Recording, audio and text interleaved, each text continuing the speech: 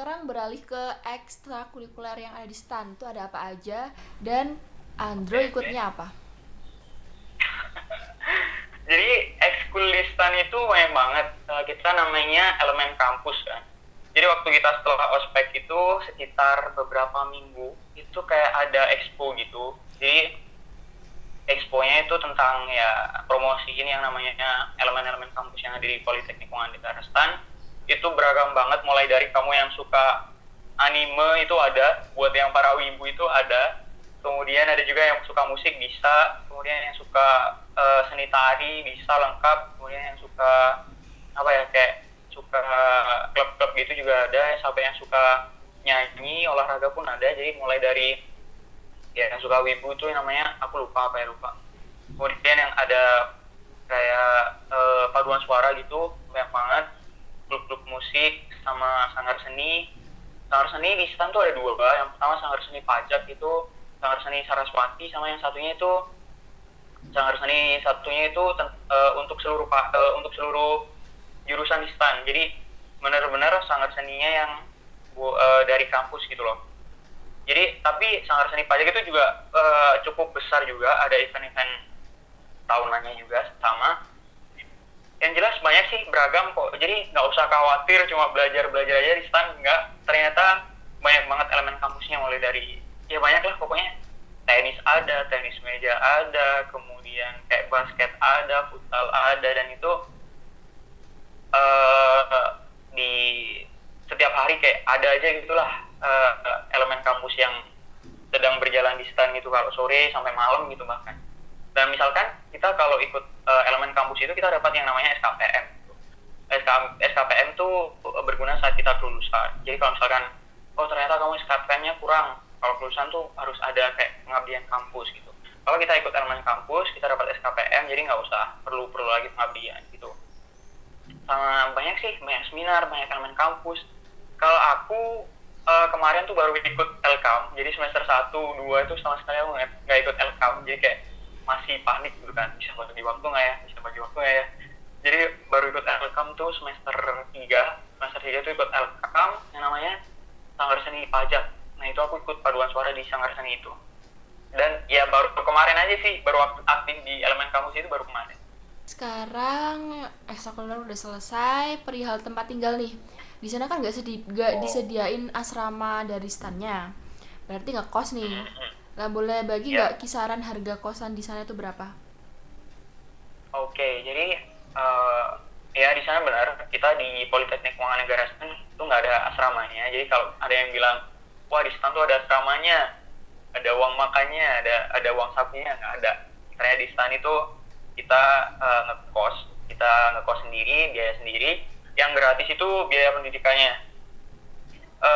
Untuk biaya kos beragam banget, apalagi waktu tahunku itu kan banyak banget lulusannya. Maksudnya yang lulus ke STAN itu banyak banget. Alhasil misalnya di sana tuh harga kosnya naik naik semua, kayak naik, bener-bener naik. Di sana harga kos itu beragam banget di STAN. Ada yang mulai dari 5 juta per tahun sampai ada yang juga 30 juta tuh ada. Temanku ada yang 30 juta per tahun. Tapi tenang, karena kalau kita benar-benar cari itu ada kok, masih kan yang harganya itu masih harga wajar gitu kan. Temanku itu ada yang 5 juta setahun itu, dia kosan cewek, itu 5 juta setahun itu masih, dan katanya bersih sih, bersih banget, rapi gitu. Kemudian ada juga yang sekitar 10 jutaan. Kalau kosanku ada di sekitar angka 10 jutaan, 10, 11 berapa gitu. Ada di angka segitu. Kemudian yang banyak di sana tuh sekitar angka 15 jutaan ke atas. 15 jutaan itu udah bagus lah. 15 jutaan itu udah dapat AC, kemudian bisa juga kamar mandi dalam gitu kan. Tapi untuk yang 15 jutaan AC itu rata-rata masih bayar bayar listrik sendiri. Jadi tipsnya buat ambil cari kos-kosan di sana itu jangan gegabah. Biasanya kalau kita langsung habis pengumuman gitu kan ya, itu kayak rebutan banget cari kos-kosan. Di sana banyak banget agen-agen kos-kosan gitu, kayak broker-broker itu. Dan harganya yang ditawarin tuh nggak murah. Harganya yang ditawarin tuh kayak 15 ke atas lah rata-rata. Kalau mau dapat yang puluhan ke bawah tuh kayaknya ya kamarnya biasa-biasa aja, kayak udah dapat hari juga ada. Jadi benar-benar selektif sih kalau cari kos sebenarnya. Kalau jangan juga cari mepet-mepet, biasanya ada juga temanku tuh yang cari dia waktu dia pendaftaran ulang kan. Jadi waktu udah daftar ulang dia baru cari, dan itu kayak dapetnya ya benar-benar biasa aja karena udah habis gitu. Jadi penting banget buat punya kenalan di stan, maksudnya misalkan kakak kelas gitu kan. Biasanya kalau misalkan kita dari Organda itu kita dicariin kos, nah itu sangat membantu banget karena yang dicariin tuh harganya juga harga-harga wajar kayak 10 jutaan ke atas, kalau nggak 10 jutaan ke bawah itu dalam 1 tahun. Ya udah sih kalau bisa carinya tuh jangan gegabah, jangan juga sampai terlambat. Kalau punya kenalan tuh lebih baik sih. Ya tadi nyinggung masalah Organda. Apa sih Organda tuh?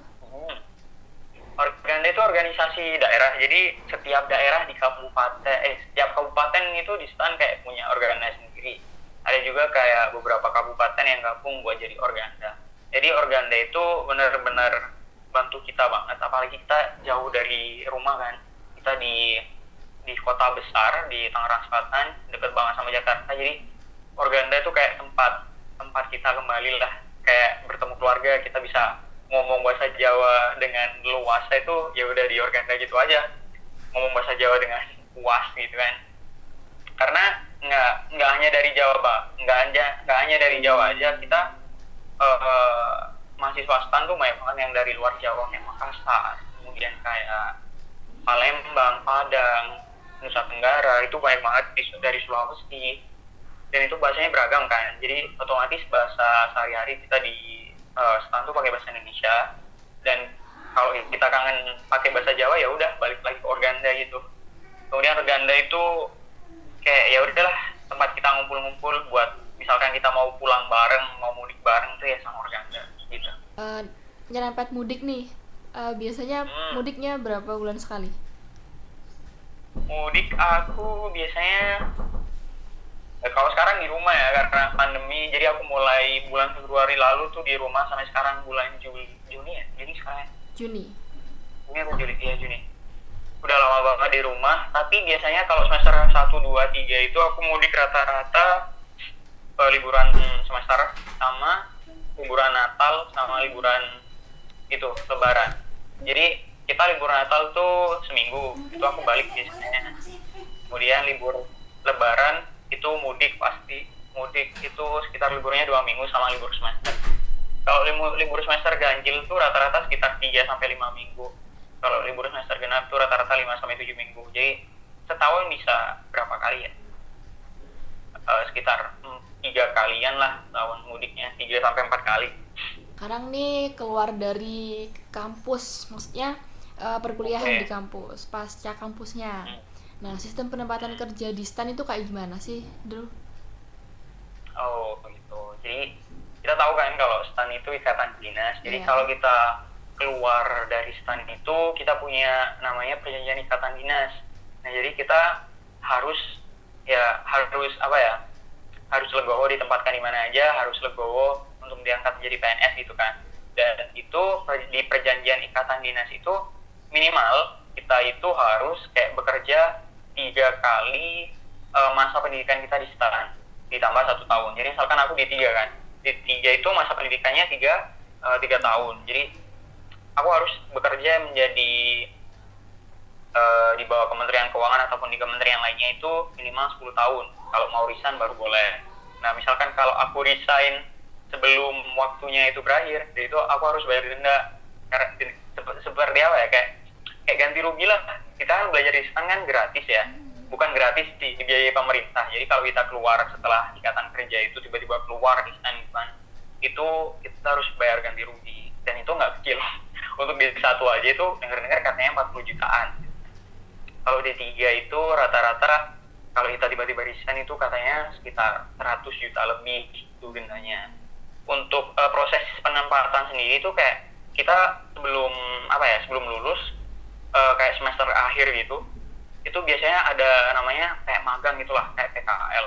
Itu magangnya di instansi-instansi di bawah Kementerian Keuangan kayak di KPP, di KPPN, di KPPBC, di KP2KP gitu.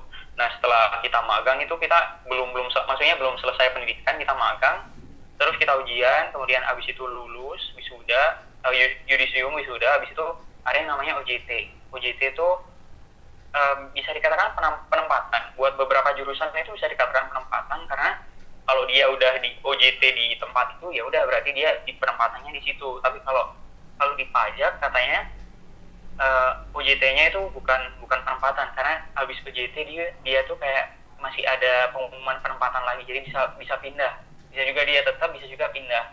OJT itu on the job training, mirip juga kayak PKL ya, mirip kayak magang-magang gitulah, tapi kita udah lulus baru kita on the job training atau OJT gitu.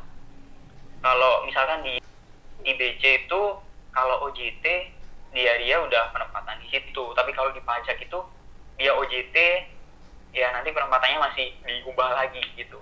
OJT-nya itu berapa bulan ya?